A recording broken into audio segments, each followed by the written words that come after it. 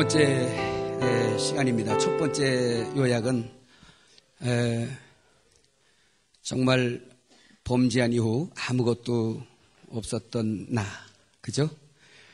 만일에 이 세상에서 사람들이 귀하게 여기다는 거, 이것 때문에라면 아마 많은 사람들이 헷갈렸을 거예요. 왜 그러냐면 요한복음 1장에서 주님이 세상에 오실 때도 세상의 권력, 예수님 없어도 부한자 많이 있었고 권력자 있을 거 다 있었고 건강하다 죽는 사람이 있었고 병든 사람이 있었고 지금 저 밖에 있는 그 상태 다 있었어요. 굳이 예수님이 글쎄 오셔서 그런 부분이겠죠. 그러나 예수님이 오신 것은 먼저 우리의 어떤 건강이나 우리의 어떤 우리의 어떤 위치 때문에 오신 게 아니고 먼저 생명 없는 자에게 생명을 주고 예배할 수 없는 사람들을 예배할 수 있는 삶으로 바꿔주셔서 하나님의 교통하시자는 거예요. 연애하자는 거예요. 그래서 내가 주는 기쁨이 세상이 준 것 같지 않은 그런 엄청난 축복을 들고 오셨는데 그분의 인기가 갈수록 식어지는 게 슬퍼. 어떻게 해야 좋을지 모르겠어요. 그분의 명예가 회복되도록 우리가 기도합시다. 여러분 이제 이번 2강입니다. 2강 우리 하나님 말씀 누가복음 18장 우리 9절에서 14절에 있는 말씀을 보도록 합니다. 다 찾으셨습니까?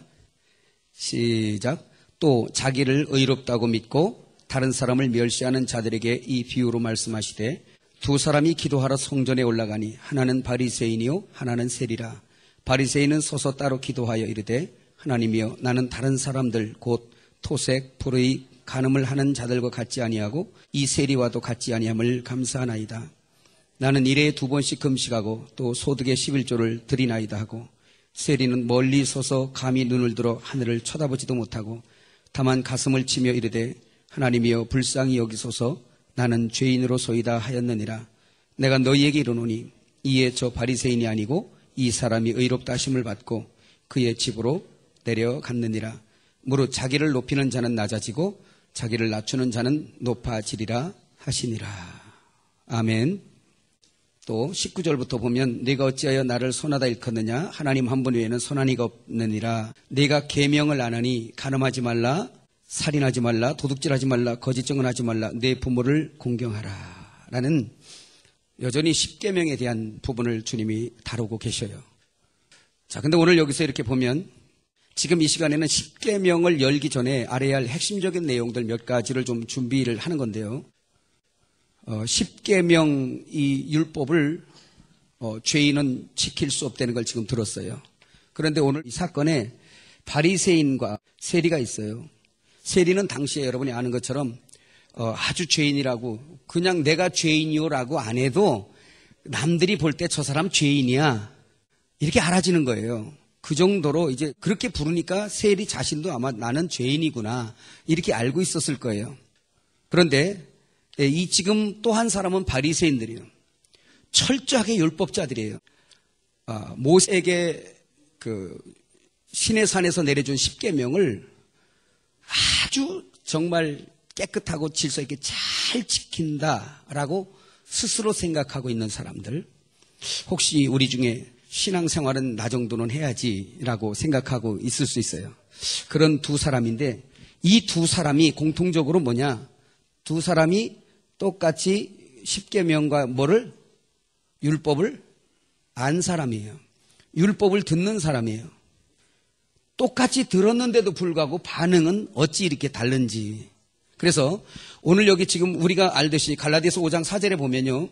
율법 안에서 의롭다함을 얻으려 하는 너희는 그리스도에게서 끊어지고 은혜에서 떨어진 자로다 라고 말씀하면서 율법으로는 구원을 받을 수 없고 의롭다함을 얻을 수 없다라는 겁니다. 여기서 우선 우리가 알기로 의롭다라는 것은 의롭다 칭함을 받는 건데 우리의 의, 여호와의 의는 누구도 될 수 없고 오직 그리스도가 여호와의 의예요.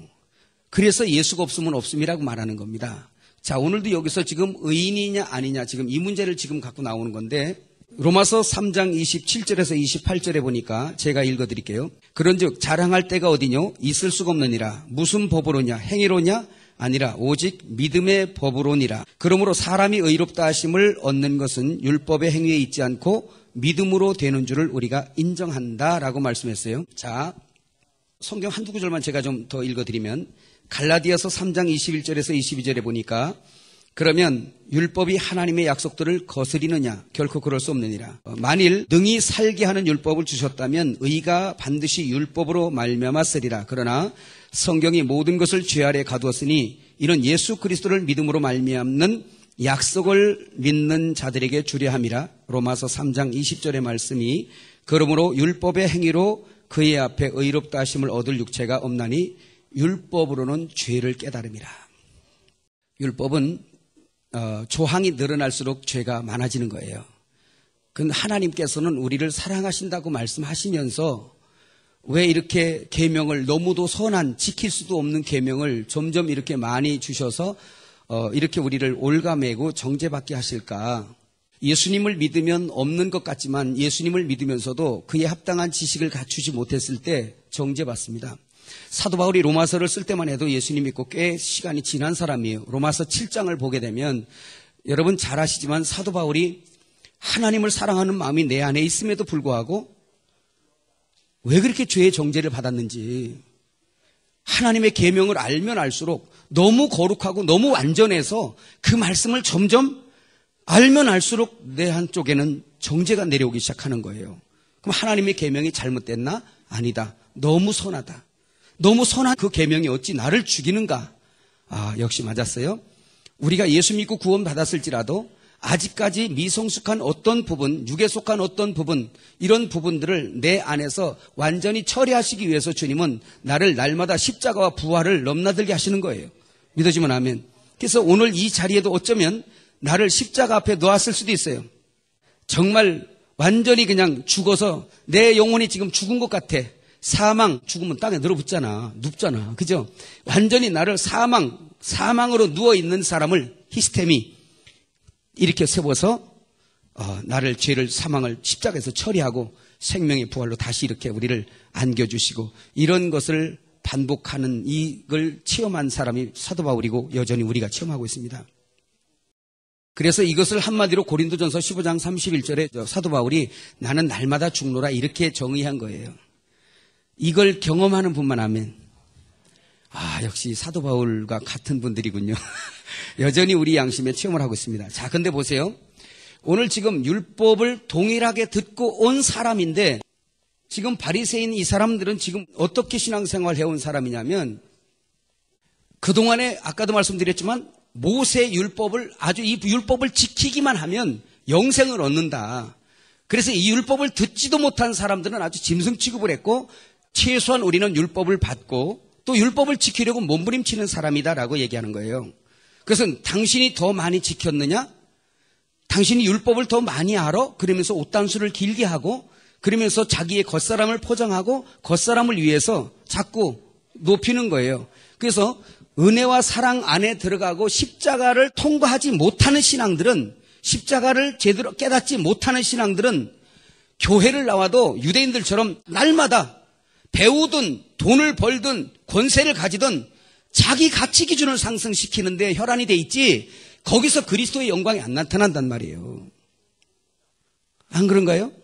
교회 다니면서도 상석을 찾고 자기 스펙을 그런 데나 관심이 있고 혹시 그런 경주하시는 분들 안 계신가요? 제가 그랬던 사람이에요. 근데 이런 거를 주님 앞에 깨달으면서 나는 정말 계명 앞에 아주 영생 얻기에는 철저히 일찍이부터 기각된 자구나 이거라는 거예요.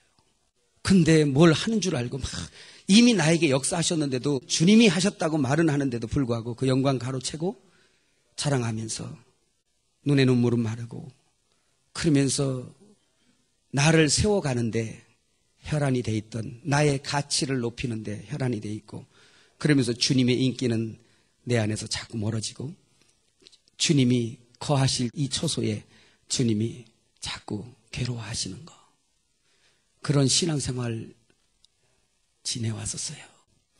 근데 보세요. 이 율법이 우리에게 오면서 지금 이 두 사람이 성전에 뭐 하러 갔어요? 성전에 뭐 하러? 기도하러 갔어요. 이건 뭐 그냥 이런 게 있다라고만 예, 한번 해봅시다. 그래도 히에로스 성전인데 이 히에로스라는 뜻이 뭐냐면 하나님께 부속된, 하나님께 속한 이런 뜻이에요. 성전이란 이 원어의 뜻이 하나님께 부속된, 하나님께 속한. 그래서 이 세리와 바리새인이 하나님께 속하기 위해서 뭐 해러 갔냐면 프로슈코마이 기도하러 가다, 강청하러 가다 이거예요. 이 두 사람 중에 우리는 한 사람일 겁니다. 자, 그래서 두 사람이 지금 히에로스 되기 위하여 프로슈코마이, 나 지금 성전 되기 위해서 간다. 이 얘기는 무슨 얘기냐면 히에로스, 성전, 성전이 뭐예요? 거룩한 분이 내 안에 계셔야 내가 성전 되는 거예요.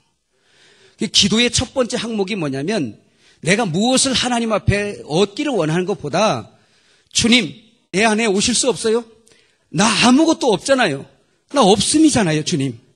나 율법을 통해서 지키려고 몸부림쳐봤지만 드러나는 건 죄밖에 없고 주님 앞에 베드로가 왜 주님 나를 차라리 떠나소서 했던지 이해가 갈 것 같습니다. 주님, 나 오늘 지금 히에로스 되고 싶어요. 주님의 것이 되고 싶어요.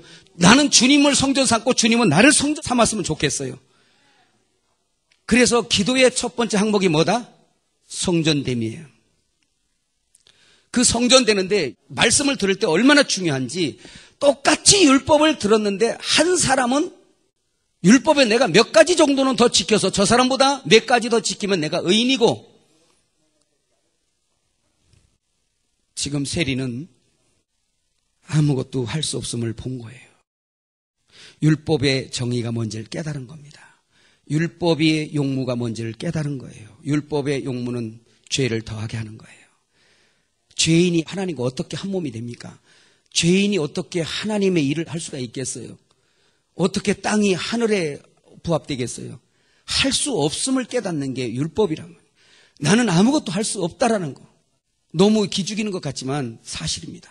이것이 우리에게 인정되어질 때 비로소 하나님이 나에게서 하나님 되시지, 정말 하나님의 영광이, 하나님은 역시 하나님이십니다, 이게 되는 거예요.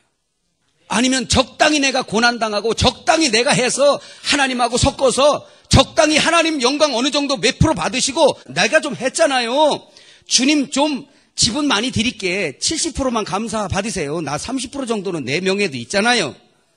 지극히 인간적인 계산이에요. 주님은 그렇게 하지 않으시려고 구약 성경을 통해서 율법을 주신 거예요. 아담 이후에 범죄했을 때부터 이 사람들이 이미 이 안에 마귀가 들어있고 귀신이 들어있고 이미 아무것도 할 수 없는, 뭘 띄워봐야 저주받은 땅이 가시와 엉겅퀴밖에 낼 수 없는 자기 존재를 깨닫지 못하고 죽는데 왜 죽는지를 모르고 그 속에서 경쟁하면서 썩을 걸 갖고 경쟁해가는 저 백성들을 불쌍히 여겨서 안 되겠다, 저들 속에 죄가 있고 저들 속에 우상이 있어서 그러는데도 불구하고 왜 죽는지도 모르고 왜 저들 속에서 저렇게 탐심이 나오는지 자기들도 모르고 있는 저들을 사랑할 무슨 가치가 있다고 주님이 하나님의 세상을 이처럼 사랑하사 하시면서 실제 사랑을 보내주실 것을 약속하고 실제 생명을 줄 걸 약속하고 구약시대에 계속 율법을 주면서 뭐를 원하셨느냐? 너는 이걸 지켜봐라. 넌 할 수 없음을 깨달을 거다. 그런데 이 사람들은 율법을 갖다가 긍정의 법과 부정의 법과 613가지 조항으로 갈라서 이 모든 것들을 자기가 죄인이라는 것을 깨달으라고 율법을 줬더니 이걸 일로 만들어버렸어. 하나를 지켜라, 2개를 지켜라, 3개를 지켜라, 4개를 지켜라. 그래서 강단도 율법에 속한 목사는 항상 하라 하지 말아로 도배가 돼버려요. 그 성도들이 나가서 하라는 거 못하니까 죄인 되고 하지 못하는 거 또 하고 그래 또 죄인 되고 맨날 죄를 벗을 길이 없어요.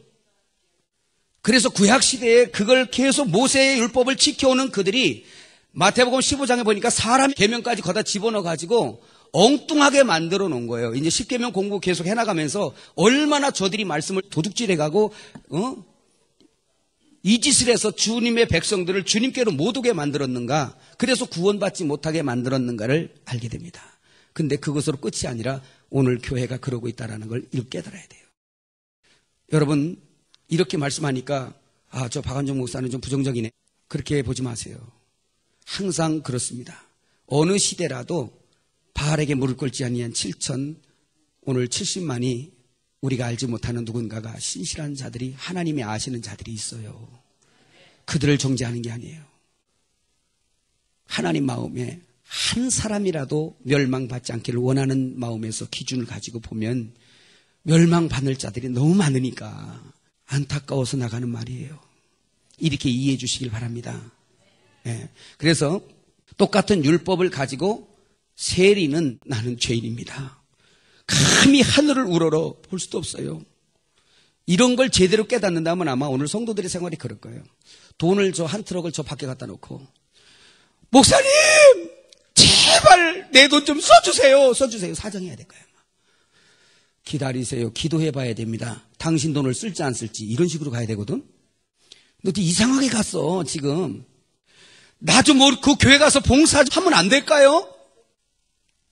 하나님 일이 네 좋다고 막 할 수 있는 것 같으냐?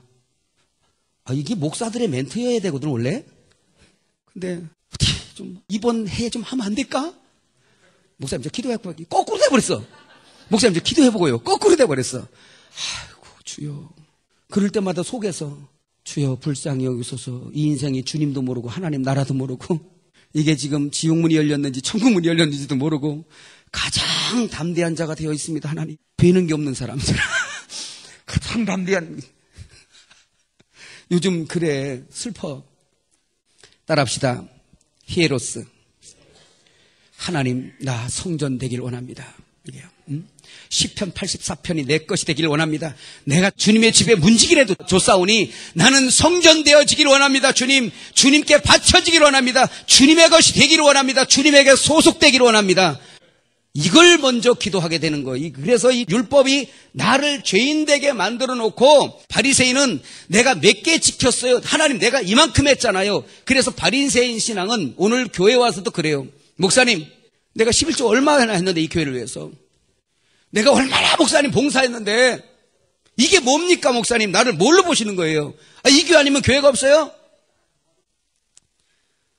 이 사람들의 신앙이 바리새인 신앙이에요. 슬픈 생각이 막 나오죠. 그죠?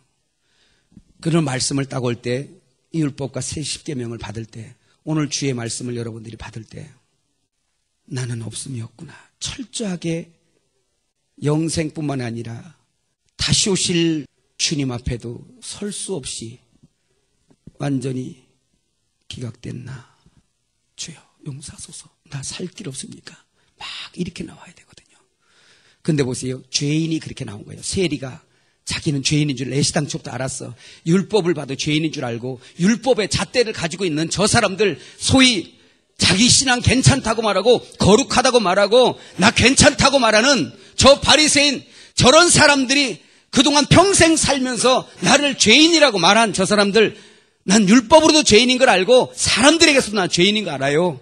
이 사람이 기도가 주여.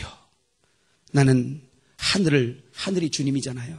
또 다른 말로 내가 주님을 우러러 볼 수도 없고 하늘을 우러러 볼 수도 없습니다. 나 어떻게 해야 돼요? 이렇게 주님 앞에 눈물로 많이 울면서 한 기도 멘트가 이거예요. 어떻게 하나님 나 어떻게 사내가 기도할 때 늘 돌아보면 어떻게 주님 나 어떻게 이 기도를 해도 부족한데 뭘 했다가 지금 여기 오는 사람들. 근데 그 끝을 한번 읽어보면요. 주님이 이러십니다. 세리는 멀리 서서 감히 눈을 들어 하늘을 우러러 보지도 못하고 다만 가슴을 치며 가로되 하나님이여 불쌍히 여기옵소서. 이게 우리 멘트였어야 됐어요. 주님이 그러실 거예요. 그래 이게 네 입술에 담아질 멘트였다. 내가 너에게 이르노니 이 사람이 저보다 의롭다 하심을 받고 내려갔느니라 이 말씀했어요. 이 사람이 저 사람보다 의롭다함을 받고 갔다. 이 말은 율법을 통하여 내가 죄인인 걸 깨닫고 죄 싹슨 사망이요 나는 사망된 자구나. 나사로처럼 무덤에 들어가서 썩어 냄새가 나는 자구나 라는 것을 깨달은 이 사람이 나는 죄인이라 하늘을 우러러 쳐다볼 수도 없습니다. 주님 앞에 나올 수도 없고 자격도 없는 사람입니다라고 이 말씀 앞에 엎드린 이 사람이 사랑하는 자요. 내가 의인을 구하러 온 게 아니라 너 같은 죄인, 네가 죄인인 줄 아는 그 사람을 위해서 구원하러 왔다. 그러면서 주님이 마태복음 8장에 말씀한 거예요. 병든 자에게 의원이 있을 때 있고 건강한 자에게는 의원이 있을 때 없다는 거예요. 우리 속에 암덩어리가 있는데 암덩어리가 없는 척하고 있다고 해서 암덩어리가 없는 게 아니에요. 있다라고 말하고 치료받는 게 낫지. 깨달으시면 아멘. 그게 정상인 거예요. 주님이 그런 사람 구하러 왔거든요. 율법과 십계명을 내가 뭔가 주님이 내 안에 들어와서 하나님의 계명이 이루어지기 이전에 철저하게 내가 어떤 사람이라는 것을 로마서 7장에서 8장 넘어가는 이 경험이 오늘 우리에게 다 있어야 될 줄 믿으시기 바랍니다. 바로 그것을 말씀하는 거예요. 그래서 기도하러 갈 때 이제 앞으로는 여러분들이 내가 성전 돼야지. 그럼 보세요. 이 바리새인 같은 사람들은 지금 대제사장 서기관 바리새인 이런 사람들이 율법사들 이 사람들이 모세 율법을 오해했다라는 것을 우리가 볼 수 있는데 출애굽기 34장 27절 한번 찾아보시기 바랍니다. 다 같이 읽으십시다. 27절부터 28절까지 볼까요? 이게 곧 십계명에 대한 말씀인데 자 한번 같이 봐요. 시작. 여호와께서 모세에게 이르시되 너는 이 말들을 기록하라. 내가 이 말들의 뜻대로 너와 이스라엘과 언약을 세웠음이니라 하시니라. 모세가 여호와와 함께 40일 40야를 거기 있으면서 떡도 먹지 아니하였고 물도 마시지 아니하였으며 여호와께서는 언약의 말씀 곧 십계명을 그 판들에 기록하셨더라. 믿으시면 아멘. 자 여기서 이제 중요한 말씀이 하나가 있는데요.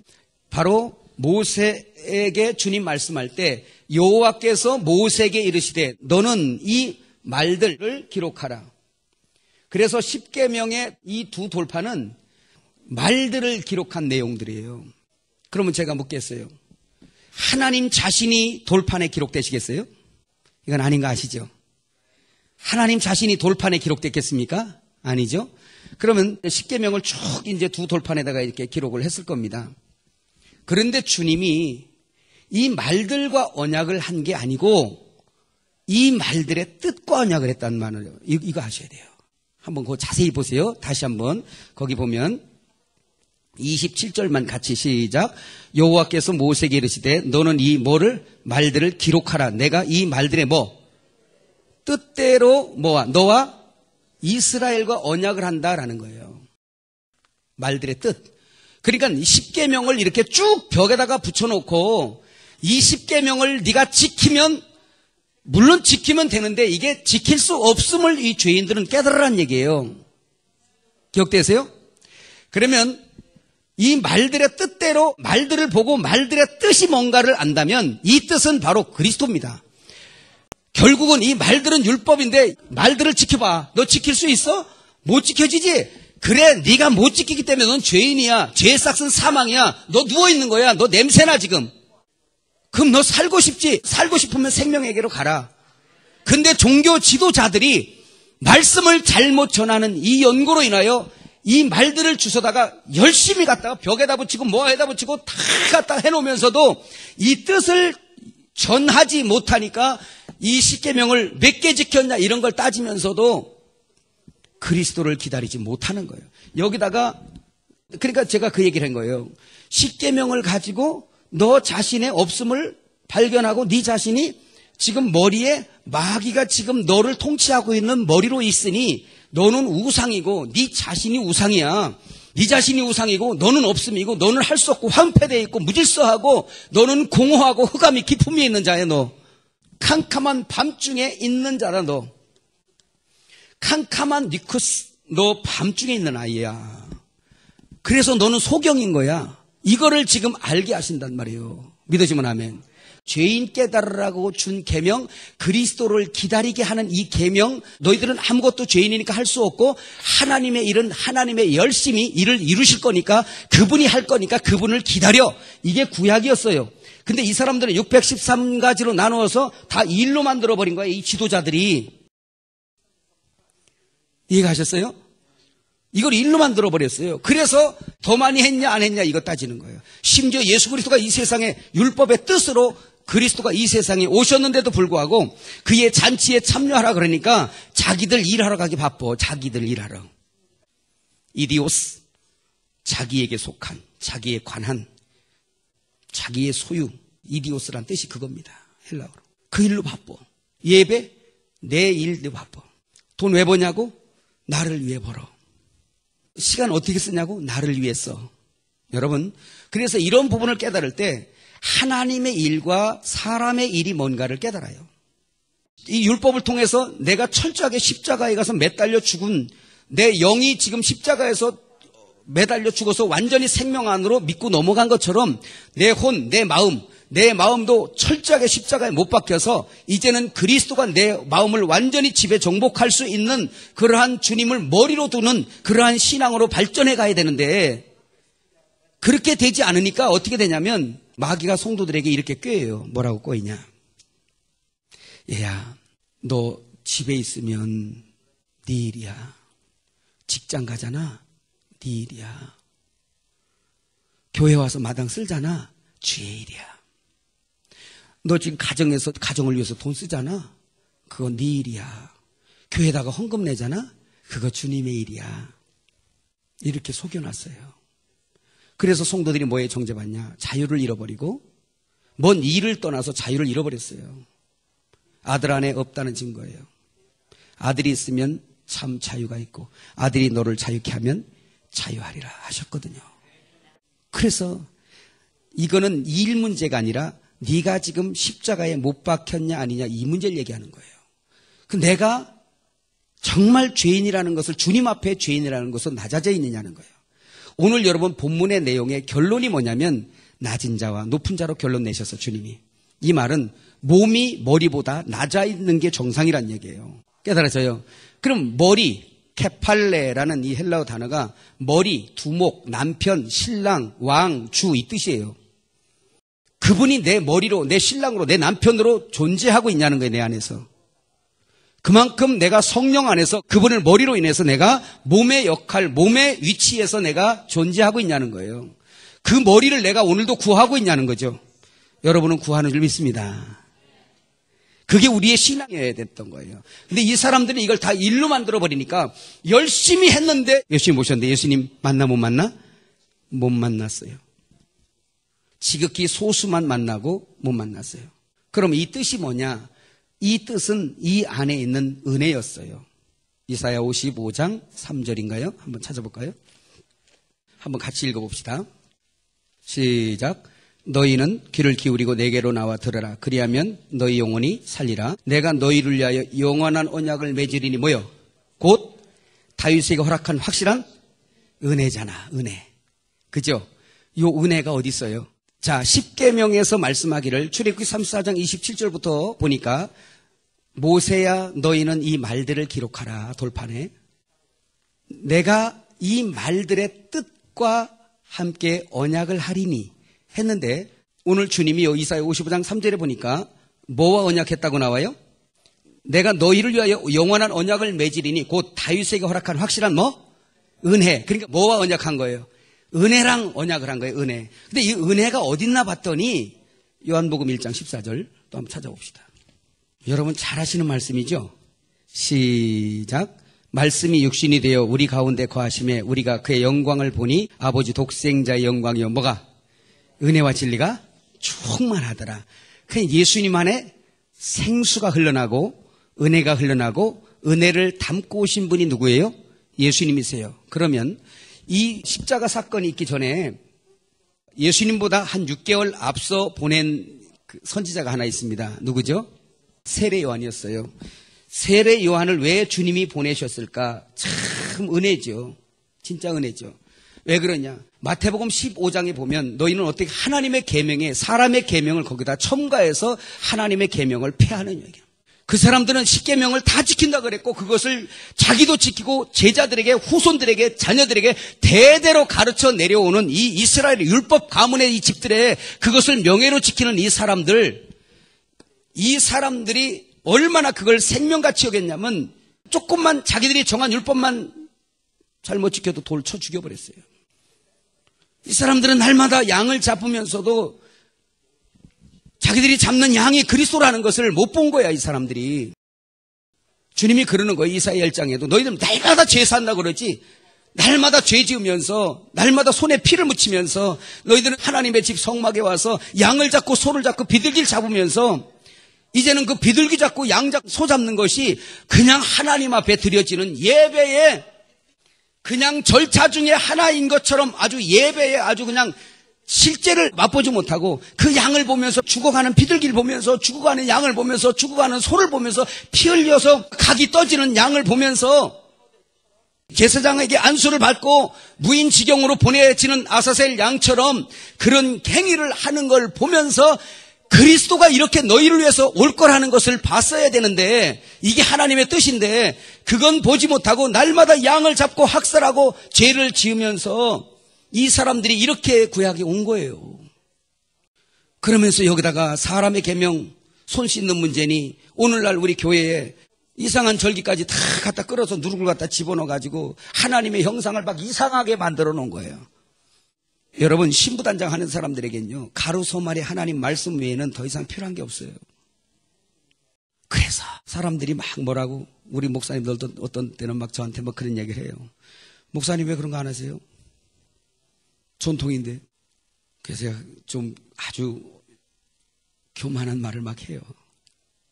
목사님 저는 다른 사람 몰라 저는 하나님 앞에 지금까지 말씀 받고 훈련 받으면서 온 세상 사람들이 다 욕하고 다 떠나도 내가 나에게 주신 말씀을 확신한 일, 그 일에서 그 길 가다 그냥 죽어도 그 길에서 죽기로 훈련받은 사람이에요. 제가 일부러 그래요. 진리를 가장 생명보다 앞세우라고 하는 말이야 그냥. 인간적인 체면 때문에 사람 계명 집어넣지 말고 그거 하라.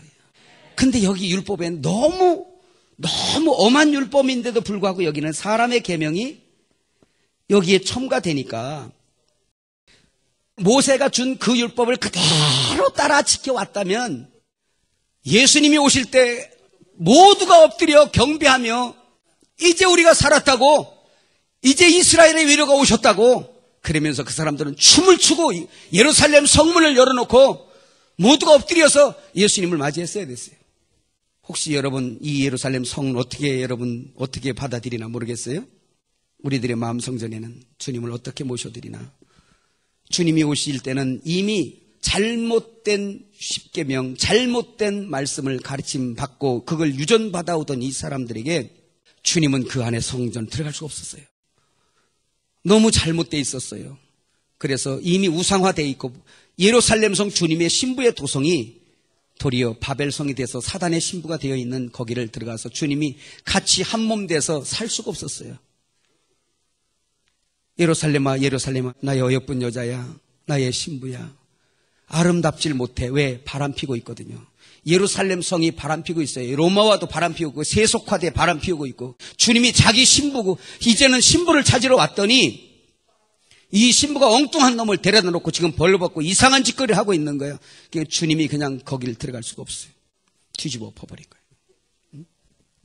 그래서 주님이 세례요한을 앞서 보내잖아요. 뭐라고?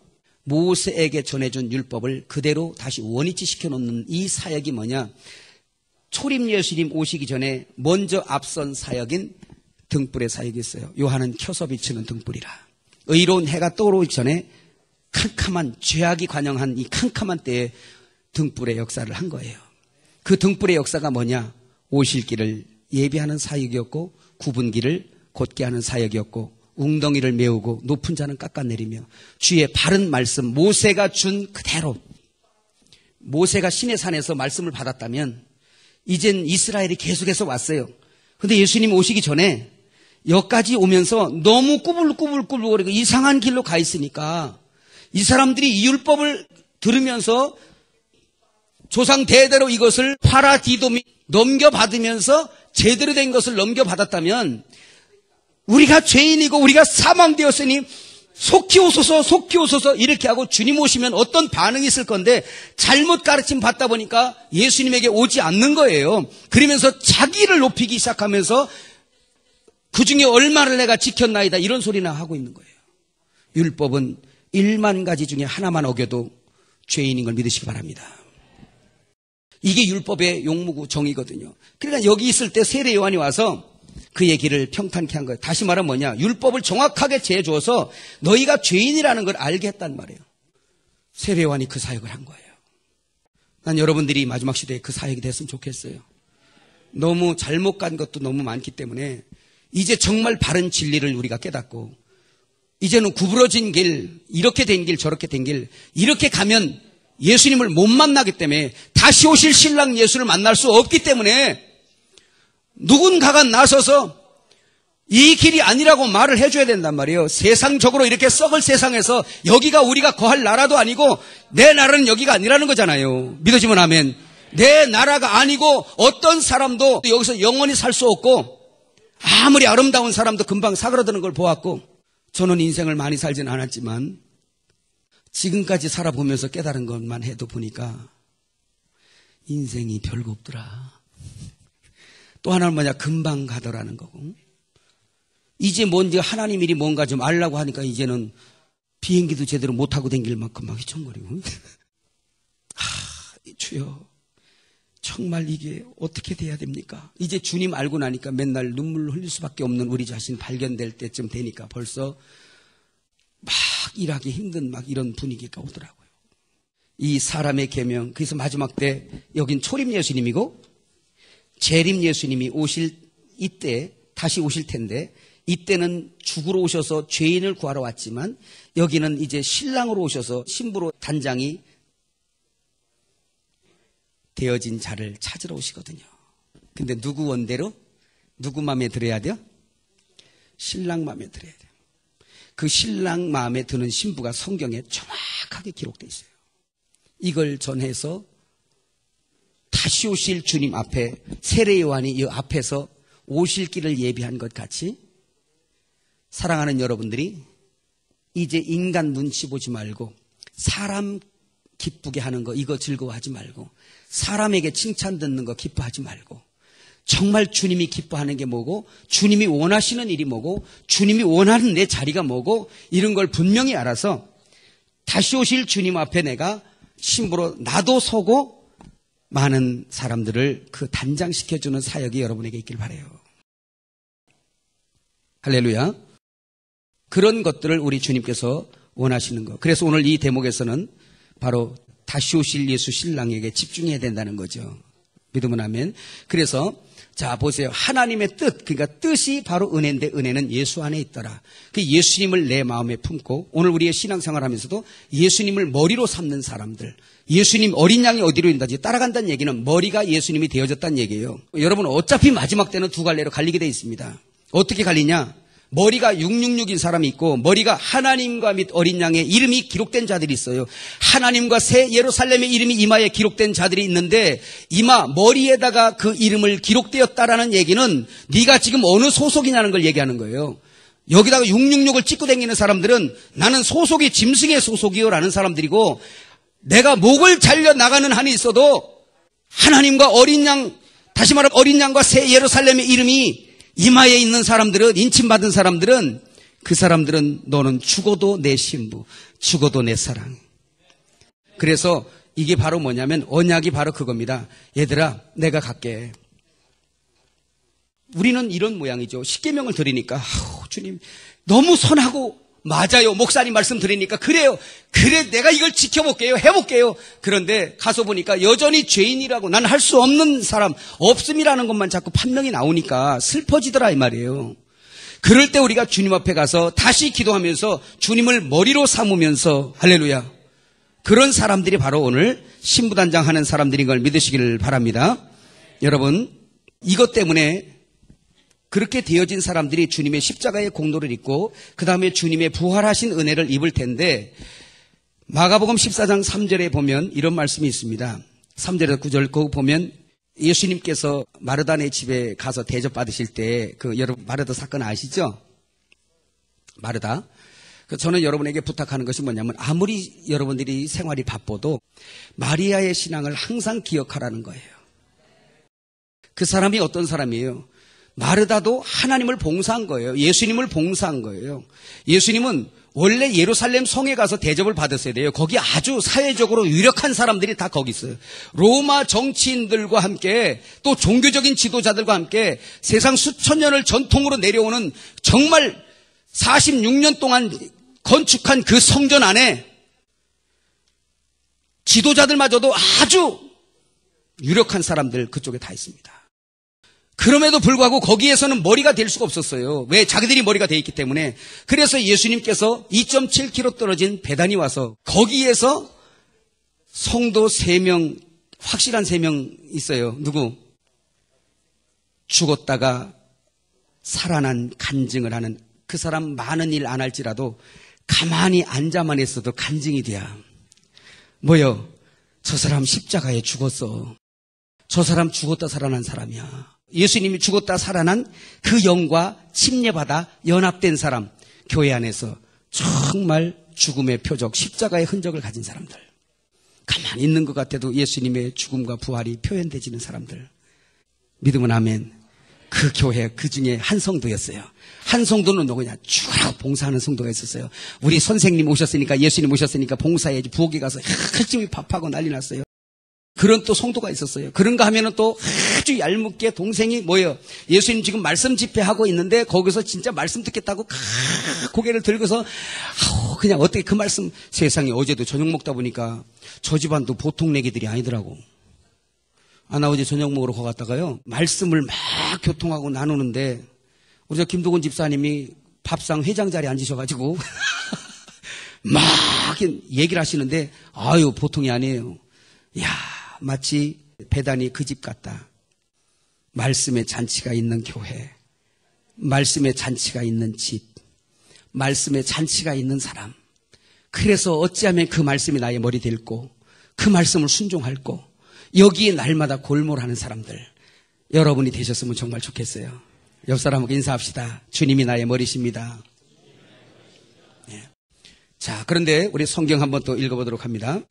출애굽기 24장 12절 시작. 여호와께서 모세에게 이르시되 너는 이스라엘과 내려와서 있으라. 내가 그들을 가르쳐 내가 일곱과 거듭난 시험을 내게 주라. 자, 여기 보니까 자, 10계명의 돌판을, 첫 번째 돌판은 하나님께서 탁 만들어 주셔서 써 주셨어요. 믿으시죠? 써 주셨는데 모세가 시내산에서 내려와 보니까 이 밑에서 이 백성들이 지금 금송아지를 만들어 놓고 난리를 치는 거예요. 그때 모세가 내려와서 10계명을 돌판을 가지고 여기를 내려옵니다. 돌판을 탁 갖고 이제 하나님께서 이 백성들에게 주시는 계명이요 말씀이라고 이걸 다 갖고 내려와서 딱 보니까 밑에서 뭐 하고 있어요? 금송아지 만들어 놓고 불을 피워 놓고 막 그냥 먹고 마시고 춤추고 막 난리가 난 거예요. 이 말은 빛이신 주님이, 아까 10계명이 누구라고 그랬어요? 10계명이 2계명, 2계명이 1계명, 1계명이 사랑, 사랑은 하나님. 됐어요. 오늘 이것까지만 알고 가셔도 그냥 됐습니다. 사랑은 뭐? 사랑은 하나님이야. 하나님은 사랑이야. 그러니까 이 사랑 10계명이 내려왔다는 얘기는 누가 내려온 거예요? 하나님이 내려오신 거예요. 그 모세를 통해서 하나님이 내려오신 거예요. 그러니까 하나님은 생명의 빛이세요. 빛이 내려오니까 어둠이 드러나 버린 거예요. 빛이신 주님이 이 세상에 내려와서 보시니까 다 우상덩어리고 전부 다 그것으로 인하여 자기 즐거움으로 사는, 인생 쾌락으로 그냥 사는 이런 사람, 이런 백성들을 지금 예표하고 있는 겁니다. 이럴 때 주님이 이런 백성들을 노아 홍수 때처럼 싹 쓸어버려야지, 이렇게 하지 아니하시고 기가 막힌 주님은, 여러분, 모세가 내려와서 돌판을 어떻게 해요?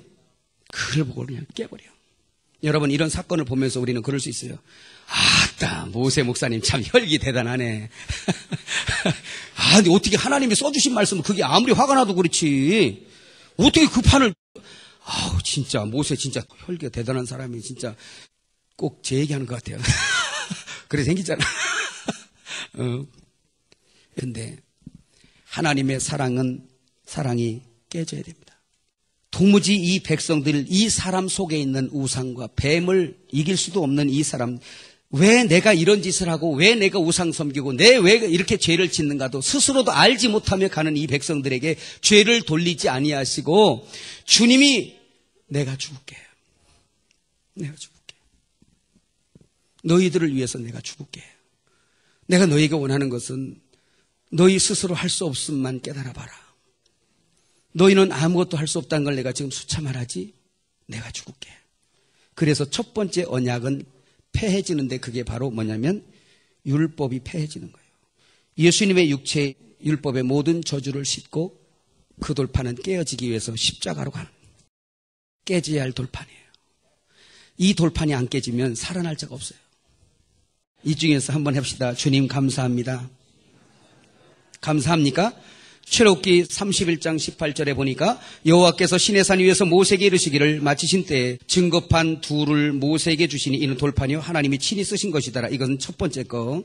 출애굽기 32장 15절에서 16절에 보니까 모세가 돌이켜 산에서 내려오는데 증거 두 판이 그 손에 있고 그 판 양편에 이편 저편에 글자가 있으니 그 판은 하나님이 만드신 것이요 글자는 하나님이 쓰셔서 그 판에 새겨주신 것이다 라고 말씀했는데, 여러분 출애굽기 34장 4절에 보니까 모세가 돌판 둘을 처음 것과 같이 깎아 만들고 아침에 일찍이 일어나 그 두 돌판을 손에 들고 여호와의 명대로 시내산에 올라가니 라고 말씀하고 있습니다. 자, 그 다음에 34장 28절에 모세가 여호와와 함께 40일 40야를 거기 있으면서 떡도 먹지 아니했고 물도 마시지 아니했으며 여호와께서는 언약의 말씀 곧 10개를 그 판들에 기록하셨더라 그랬어요. 이 말은 무슨 말씀이냐면 두 번째 만든 판은 모세가 예비하고 올라갔어요. 이 말은 율법을 통해서 이미 그들이 회개하는 마음을 말하고 그 다음에 두 번째 판을 가지고 올라가서 그 판에 기록한 것은 하나님께서 여호와께서 새겨주셨어요. 근데 그 돌판을 가지고 시내산을 내려오니까 그때는 전같이 진노하신 모세의 얼굴이 아니라 얼굴에 광채가 났어요. 이 말은 부활하신 주님이세요. 이 부활하신 주님을 너희가 먹으라는 거예요. 그러면 살리라. 믿으면 아멘. 십계명은 겉에다 놓고 지키면 망하고 먹어버리면 사는 역사가 있는 걸 믿으시길 바랍니다. 이 말은 십계명이 바로 예수님이고 약속하신 예수님이고 예수님은 먹으라고 우리에게 먹으라고 우리의 먹이로 양식으로 오셨다고 요한복음 6장에 기록하고 있잖아요. 옆 사람에게 인사합니다. 예수님을 많이 먹고 마십시다. 할렐루야. 자, 그래서 이제 우리가 십계명을 계속 해석하면서 갈 때도 그럴 텐데 성경은 율법이든 뭐든 간에 모든 성경이 너희가 영생을 얻기 위하여 이 성경을 상고하지만 이 성경은 누구에게? 예수에 대해서 증거한다 라는 것입니다. 그래서 이 은혜가 예수님 안에 있는데 그 은혜가 바로 부활하신 주님이 이 세상에 오셨고 우리에게 먹힌 바 되어서 바로 우리를 살려주신 말씀이라는 걸 기억하시길 바랍니다. 할렐루야. 마태복음 15장을 한번 넘어가 볼까요? 7절부터만 한번 좀 봅시다. 시작. 외식하는 자들아 이사야가 너희에게 관하여 잘 예언하였도다. 일렀으되 이 백성이 입술로는 나를 공경하되 마음은 내게서 멀도다. 자, 그럼 여기서 요거만 보세요. 겉으로 지키는 거는 잘 지켜. 그런데 마음은 멀도다. 그 마음이 누가 거할 처소냐면 주님이 거할 처소세요. 거기가 보좌예요. 거기에 주님 모셔야 된다는 거예요. 근데 먹어야지 모셔지는 거 믿으시기 바랍니다. 자, 그 다음 구절 한번 읽으세요. 시작. 사람의 계명으로 교훈을 삼아 가르치니 나를 헛되이 경배하는도다 하였느니라 하시고 무리를 불러 이르시되 듣고 깨달으라. 입으로 들어가는 것이 사람을 더럽게 하는 것이 아니라 입에서 나오는 그것이 사람을 더럽게 하느니라. 근데 그 입에서 나오는 게 뭔가 봤더니 십계명 얘기하고 있어요. 18절부터 시작. 입에서 나오는 것들은 마음에서 나오나니 이것이야말로 사람을 더럽게 하느니라. 마음에서 나오는 것은 악한 생각과 살인과 간음과 음란과 도둑질과 거짓 증언과 비방이니 이런 것들이 사람을 더럽게 하는 것이요 씻지 않는 손으로 먹는 것은 사람을 더럽게 하지 못한다라고 말씀하시면서 다시 십계명을 말씀하고 계신 겁니다. 그래서 지금 이스라엘 백성들을 표적으로 보게 되면 이스라엘 백성들이 애굽에서 나와서 그 바로의 명령을 듣지 않으니까 머리는 띄고 나온 거예요. 믿어지세요? 머리는 띄고 광야로 나왔는데 이제 그걸 명령하는 이 속에서 명령하는 그놈을 지금 못 잡은 거예요. 기억하시죠? 그래서 광야 40년 동안에 하나님께서 광야 40년을 돌리는 이유가 뭐냐? 내 속에 있는 뱀을 잡아내기 위해서 그런 거예요. 겉에 율법을 가지고 막 증거했어요. 유대교들이 겉에 법을 가지고서 나 의로워요 그랬단 말이에요. 그런데도 모르고 있어요. 마태복음 5장에서 7장에 보면 예수님께서 오셔서 율법을 엄청나게 강화시켜 버립니다. 그렇죠? 마음의 생각만 해도 간음이다. 탐심이 우상이다. 여자를 보고 음욕만 품어도 간음이다. 남자를 보고 음욕만 품어도 그 말씀은 없습니다. 그 말씀은 없어요. 그렇다고 여자들이 남자 보고 음란한 생각 하라는 얘기가 아니에요. 근데 그것도 진리가 있어요. 그건 이제 십계명 이제 내일 가다 보면 왜 여자에 대해서 말이 없고 왜 남자에 대해서만 그 말이 있을까라는 게 또 내일 해석됩니다. 저도 놀랐어요. 이런 비밀이 있었구나. 바로 그런 것입니다. 그런데 지금 오늘 여기서 보니까 지금 너희가 어떻게 사람의 계명으로, 자, 우리 15장 3절만 한번 더 읽어봐요. 시작. 대답하여 이르시되 너희는 어찌하여 너희의 전통으로 하나님의 계명을 범하느뇨. 이 얘기는 아까 하다가 말았네. 모세를 통해서 애굽에서 나올 때 바로의 말을 듣다가 바로가 주는 육의 썩을 양식만 먹고 살던 이 백성들을 끌어내서 나왔지만 겉으로에 있는 머리는 띄었는데 뭐서 조종하는 걸 못 해냈어요? 속에 있는 마귀가 머리로서 다스리고 명령하고 있는 거야. 오늘 내가 이런 죄를 짓는 것 같은데 내가 아니라 내 속에 거하는 죄가 이런 짓을 하는구나. 그래서 주님께서 산상수훈에서 그냥 율법을 완전히 강화시켜서 속에 있는 뱀까지 잡아내려고. 철저하게 너희는 겉으로도 죄인이고 속으로도 죄인이고 아무것도 할 수 없는 죄인이라는 것을 알고, 그래서 죄인이라고 인정만 하면 내 백성을 확 끌어내오고 그 마귀는 갖다 심판해버리려고 주님이 십계명을 그렇게 주신단 말이에요. 믿어지세요? 그런데 여기에 보면 너희가 어찌하여 그 유전, 전통인데요. 파라디도스. 한번 해봅시다. 파라디도스. 파라디도미. 이게 바로 뭐냐면 따라합니다. 넘겨주다 이 말인데 이것도 잘 생각해 보세요. 구약 시대부터 시작해서 모세가 지금 뭐를 넘겨주냐면 모세가 보여지는 글자를 넘겨주려고 했던 게 아니고 이 말들에 기록한 하나님의 뜻을 지금 전달해줘서 이 계명, 이 말들 속에 그리스도를 봐라. 이 그리스도를 봐야 된다. 그래야 너희가 산다. 원래 모세가 그래서 이걸 넘겨줬어요. 근데 사람의 계명을 자꾸 여기다가 섞어서 어떻게 되냐. 그리스도로부터 더 멀리 떨어지고 너희들이 무언가를 해서 하나님을 기쁘시게 할 것 같다라는 계명으로 자꾸 끌고 가버린 거예요. 이것이 슬슬 계속해서 계명이 첨가되면서 늘어나면서 점점 예수님 올 때쯤 돼서는 완전히 그리스도를 멀리하게 만들어버린 거예요. 오늘 여기서 제가 이런 얘기 왜 하냐면 사실 오늘 목회자 세미나잖아요. 가정에서도 마찬가지고 제가 이런 걸 얘기를 해요. 성경에 보면 장자권 계보가 있는데 그죠? 장자권 계보에 이제 죽었던 이 사람들에게 머리신 그리스도가 올 거다라는 것으로 구약에는 계속 그림을 준 거예요. 그죠? 장자권이 어떤 사람들이냐면 예수 그리스도가 이런 삶을 살 것이다라는 표적의 삶을 살아낸 사람들. 이런 사람, 욥이나 노아나 다 이런 사람. 아담부터 누가 있어요? 아는 대로. 아담, 그 다음에, 첫 번째 순교자 있잖아. 아벨 대신 누구? 셋. 또, 그 다음에, 에노스, 그 다음에, 더 가지 맙시다. 우리 여기까지만 갑시다. 네. 그래서 좀 인기 있는 분들만, 무드셀라, 에녹, 노아, 아브라함, 이삭, 그 다음에 하도 들어서 그분들은 유명하니까 인기가 많았어요. 그 천국 가서 물어볼 거 어떻게 인기 비결을 인기가 많았어요. 이게 뭔 얘기냐면 하나님의 택함 안에서 그들의 믿음의 신앙, 그리스도를 향한 목표 지점인 그리스도를 향하여 자기의 삶을 세상 삶을 사는 게 아니라 그 약속에 따른 삶으로 계속 파라디돔이 넘겨주는 신앙 삶을 계속한 거예요. 할렐루야. 계속 파라디돔이 넘겨받아서 예수님까지 왔다면 그 장자권의 줄기로 해서 다윗, 유다에서 쭉 해서 와가지고 요셉으로 오지요. 그죠? 요셉을 통하여 누가 나더라? 그리스도가 나더라. 이 그리스도가 뭐냐면 머리로 오신 거예요. 그래서 예수님이 이 세상에 오셨을 때 예수님 앞에 내가 죄인인 걸 알고 예수님을 영접해서 구원받은 사람들은 바른 머리를 넘겨받은 겁니다. 왜 머리라고 얘기하냐면 이 케팔레라는 이 머리가 요한복음 19장 30절에 보면 예수님께서 십자가를 지십니다. 그죠? 십자가를 지신 다음에 머리를 숙이시고 어떻게 하더라? 떠나가시더라 이렇게 말씀하세요. 여기에서 떠나가더라 이 케팔레 파라디도미. 이게 뭐냐면 케팔레 파라디도미. 케팔레는 머리고요.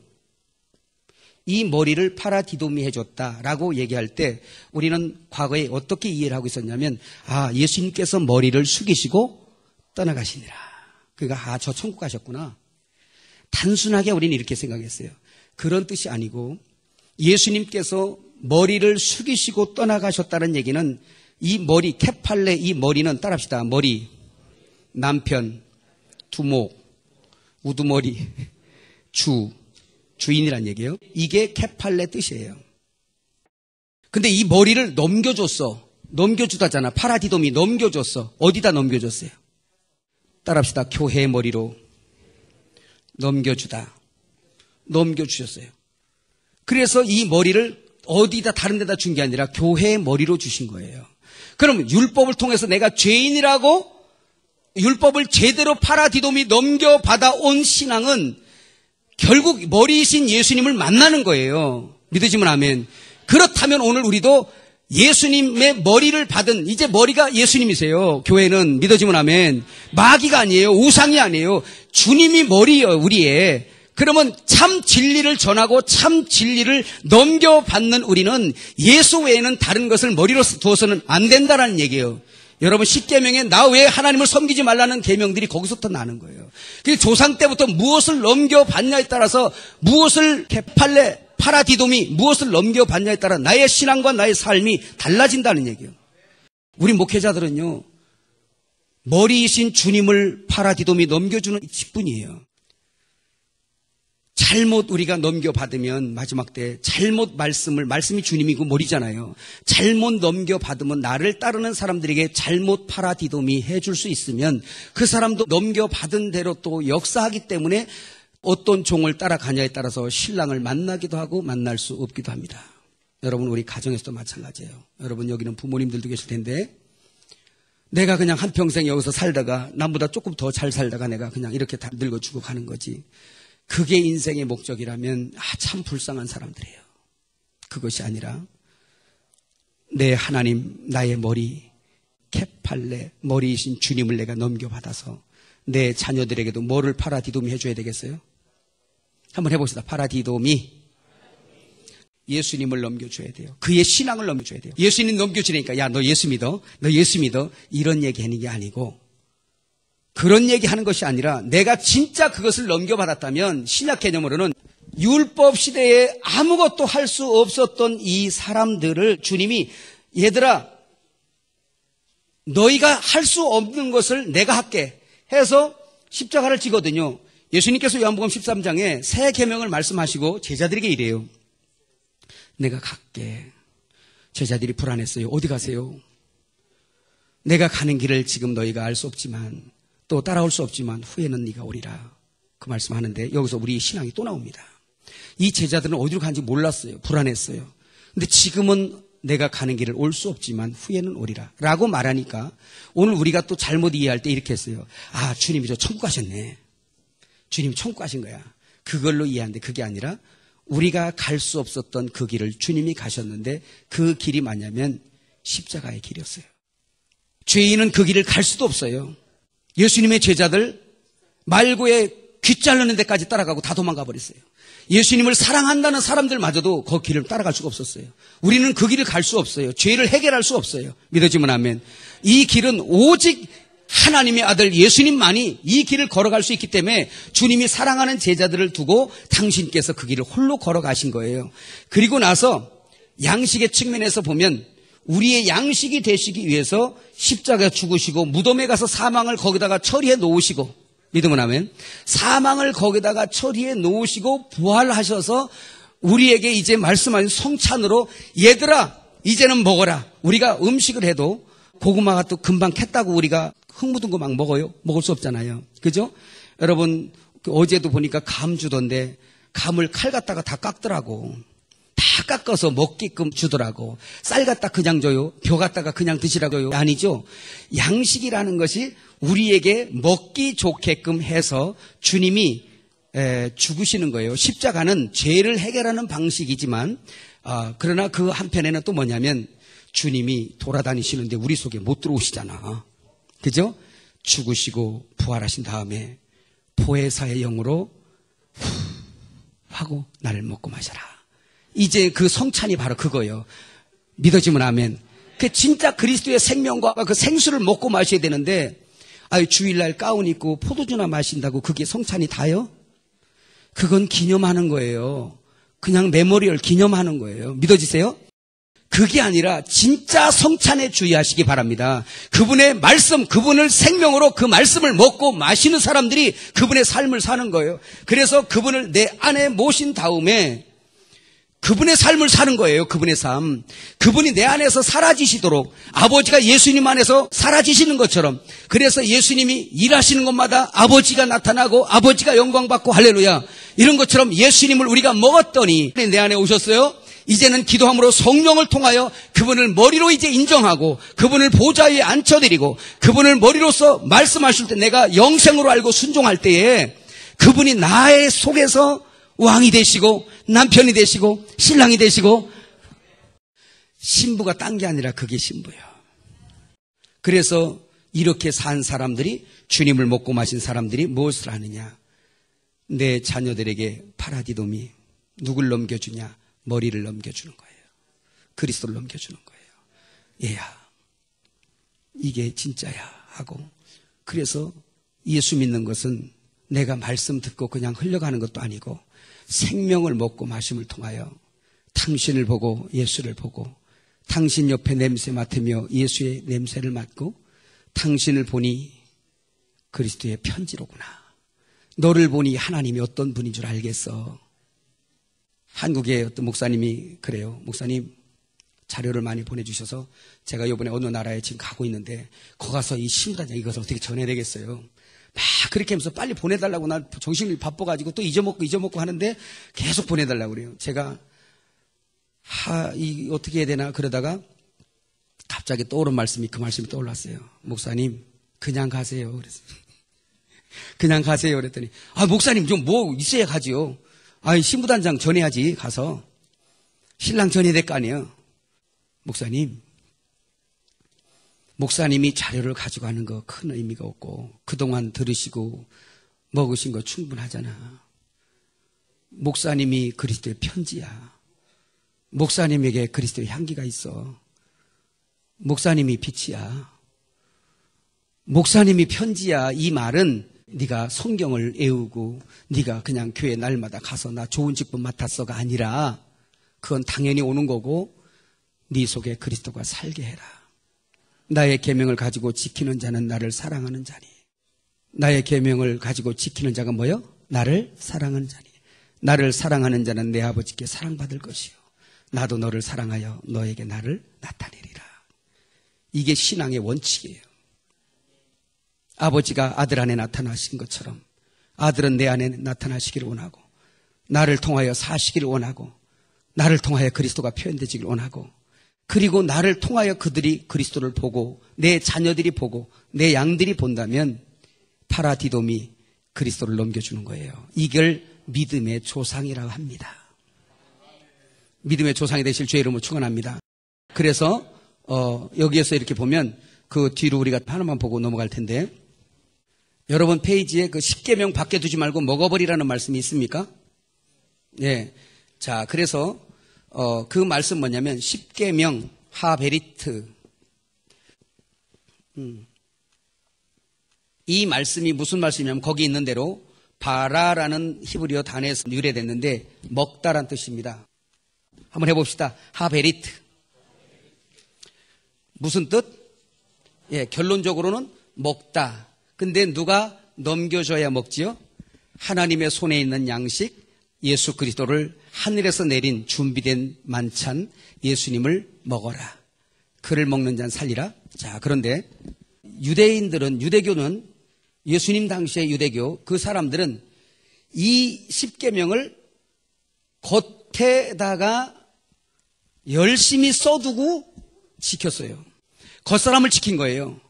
이거는 아무리 여러분들이 하나님 말씀을 먹고 듣고 막 지키고 저 말씀을 그냥 도배를 해놓고 그것을 잘 지켰으니, 어떤 사람이 저한테 그래요. 10계명 공부할 때, 목사님, 저는 그 10계명 10계명 중에 전 한 8개 정도는 지키는 것 같아요. 여러분 생각은 어떠하뇨? 10계명 모르는 사람이에요. 그 말이 슬프게 들렸어요. 주여 어찌할꼬. 10계명은 오늘 우리가 공부하지만 10계명은 하나님이고 하나님은 사랑이세요. 그 사랑은 있는 자가 주는 거예요. 사랑이 없는데 어떻게 줍니까? 요한복음 21장에 보면 부활하신 다음에 예수님께서 실망해서 디베랴 바다에서 고기 잡으러 간 제자들을 찾아가세요. 제자들이 밤새 고기를 막 잡으려고 하는데 잡히지 않습니다. 저 멀리 바닷가를 보니까 모닥불이 타는 것이 보이고 냄새도 아주 먹음직스럽게 납니다. 봤더니 엄마가 하는 것처럼 얘들아 조반 먹어라 그런 소리가 들려요. 아리스톤 조반 먹어라. 그래서 보니까 세상에 엊그저께 돌아가신 예수님이 거기서 떡과 생선을 숯불 위에 구워놓고 계신 거예요. 마지막 날 할 건데 걷어 올려놓고 계신 거예요. 그러면서 얘들아 너희도 와서 조반 먹자. 조반을 다 먹은 후에 예수님께서 베드로가 그 제자들 목사님들이죠. 그래도 총회장이었나 봐요. 항상 먼저 나오더라고. 그죠? 베드로가. 그래서 실수도 많지만 열정적이고 노유세 목사님 같은 것 같아요. 왜 노유 목사님이라 그러면 저랑 비슷한 기질이에요. 그냥 저랑 똑같다 그래가지고 유전자 검사 해봐야 되려고. 베드로가 아무래도 그랬던 것 같아요. 요한의 아들 시몬아 네가 나를 사랑하냐? 라고 물었어요. 이 사랑하냐? 라고 물었더니 아가페, 아가파오 이걸 물었어요. 그 원문에 보면 헬라어의 원어에 보면 예수님께서 처음에 베드로에게 물었을 때 아가파오 사랑을 물었어요. 이 말은 베드로야 내 속에 네가 있니? 이 뜻이에요. 사랑하는 요한의 아들 시몬아 너 나를 믿지? 내가 네 속에 있어? 이렇게 물었어요. 베드로가 뭐라고 대답해요? 베드로가 대답하는데 주여 사랑합니다 라고 우리 성경에 그렇게 번역되어 있지만 필레오 사랑으로 되어 있습니다. 그러니까 친구라는 얘기예요. 친구. 주여 제가 주님의 친구잖아요. 예수님 다시 또 묻습니다. 요한의 아들 시몬아 네가 나를 사랑하느냐? 베드로는 또 끝까지 고집스럽게 뭐라고 그러냐? 내가 주님의 친구잖아요. 그걸 사랑이라고 표현했어요. 사랑합니다. 그게 바로 필레오. 나는 주님의 친구입니다. 세 번째 주님이 또 물어요. 요한의 아들 시몬아 네가 나를 사랑하느냐? 라고 물었을 때는 아가페 사랑으로 묻지 않았어요. 필레오 사랑으로 물었어요. 그랬더니 베드로가 또 뭐라고 대답했어요? 필레오 사랑으로 대답했어요. 예, 저도 주님의 친구입니다. 이 말은 이런 말이에요. 요한의 아들 시몬아 네가 나를 사랑하니? 내 사랑이 네 속에 있니? 예, 주님은 저의 친구입니다. 다시 내가 물어볼게. 요한의 아들 시몬아 여러분에게도 묻는 거예요.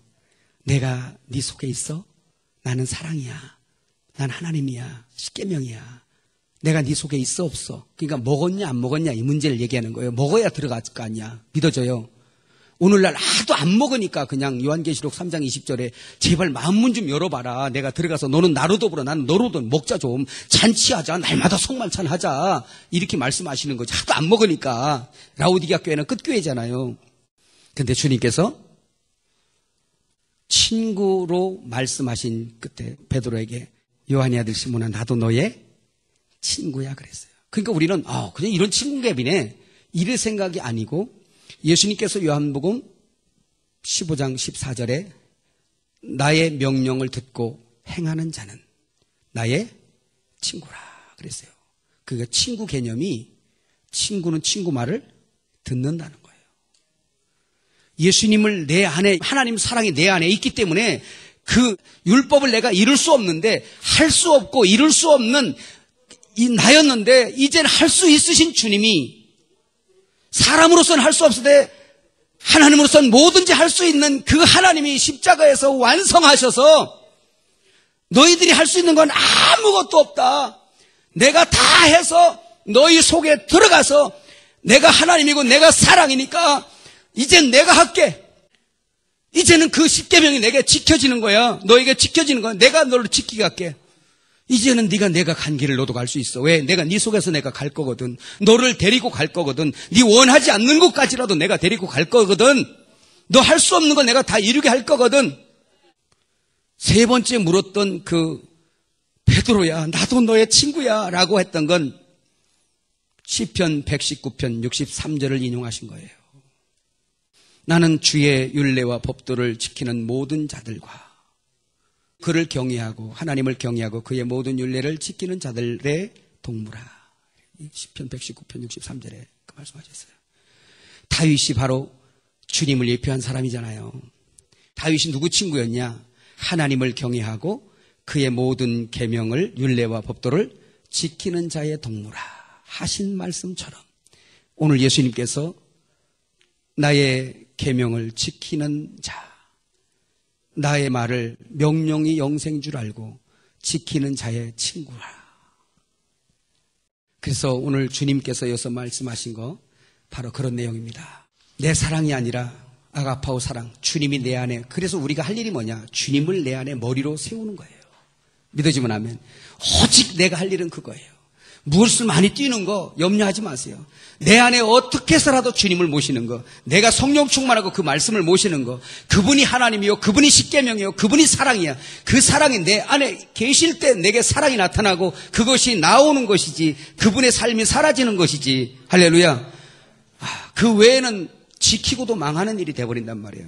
이 사람들이 얼마나 그 십계명을 겉에다가 그려놓고 그거를 몇 개 지켰냐고 하면서 어릴 때부터 지켰다고 말하면서 선이 없는데, 여러분 선은 하나님이잖아요. 어찌하여 내게 선한 것을 묻느냐? 선한 이는 한 분이신 하나님 한 분뿐이라고 말씀하는데, 무슨 너희가 선이 없는데 선을 행했으며 의가 없는데 내가 어떻게 의를 행했냐? 여호와의 의가 그리스도인데 예수가 없이 어떻게 내가 그걸 했다고 네가 자랑하느냐? 이걸 묻는 거예요.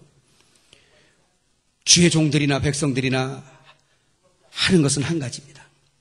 그분이 나의 머리가 되시도록, 머리는 곧 케팔레, 남편이요 두목이요 왕이요 주님이시니 그분이 나의 남편이요 머리가 되시는 거예요. 이것이 오늘 우리의 기도가 되었으면 좋겠어요. 다른 것이 기도가 아니라. 믿어지십니까? 거기에 우리 목회자들은 그냥 내가 목회하는 게 아니라 그리스도를 내 안에 모시고 나를 흥하게 하든지 나를 망하게 하든지 머리가 나를 인도하시는 대로 따라가는 목회, 그 목회가 크든지 작든지.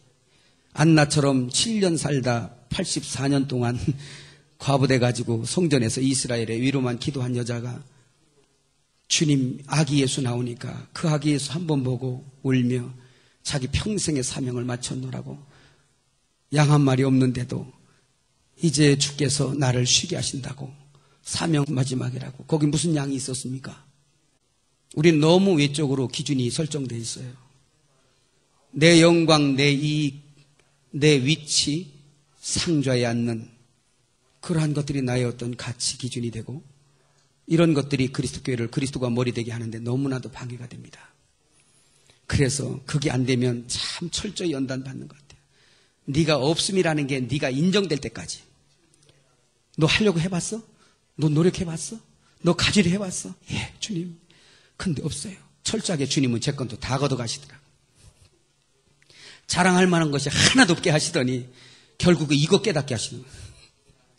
보이는 성전도 가져가시고 건강도 가져가시고 다 이제 죽었다고 살아난 거잖아. 지금 보이는 거는 다 가져가 놓고 보이지 않는 거는 자꾸 주셔서 결국은 케팔레, 당신의 머리, 네 머리는 곧 나다. 너는 땅에 속한 자가 아니니 땅의 것에 눈 돌리지도 말고 땅의 것을 전하지도 말고 너는 나를 붙들고 나만 바라보고 내가 네 머리 되어서 내가 너의 명령자가 아니냐? 넌 나를 쫓으라. 이게 우리에게 준 사명이에요. 우리 사랑하는 우리 주의 종들에게요. 그리고 그런 사람들에게 주님이 말씀하세요. 사랑하는 내 종들아, 내 양을